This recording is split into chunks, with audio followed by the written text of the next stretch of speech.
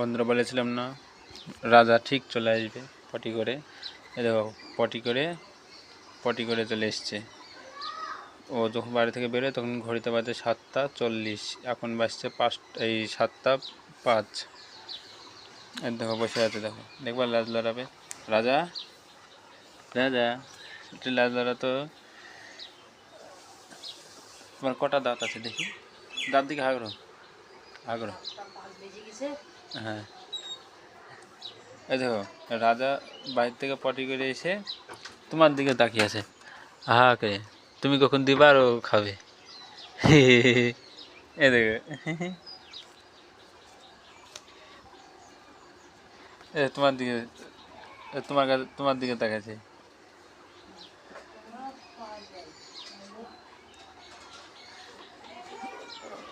দেখবা রাজা ওখানে শো, তোমার পেছন গেল। দেখো ওই দেখো ওই দেখো ওখানে ও মনে হচ্ছে ও খাবার দিবে। জল খেতে দেখো, তোমাদের বললাম না আমাদের বাড়িতে ও থাকে। আর এই কুকুরটা এতটাই ভদ্র, এত ভদ্র, আর যদি পাশে যদি খাবার থাকে থুয়ে যদি ওকে যদি বলা যায় রাজা চলে গেল একটু ঘুরতে, মানে খাবার হয়নি, খাবার যখন হয়ে যাবে ও ঠিক চলে আসবে।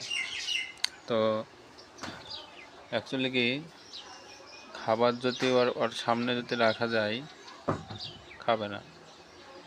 আবার অন্য কুকুরেও যদি খায় অন্য দিনের ওর মুখ মানে ওই গলাকে ধরে লেকড়ি দেবে, কামড়ে দেবে, মানে খাবে না, কাউকে খেতেও দেবে না।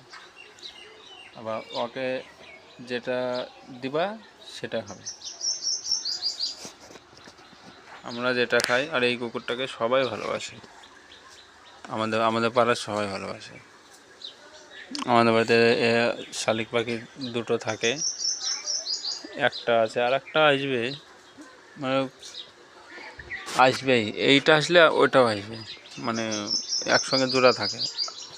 এই দেখো এই কুকুরটা একটু ঠসা টাইপের, ও চিনতে পারে না। দেখো এই শালিক পাখির জোড়া, দেখো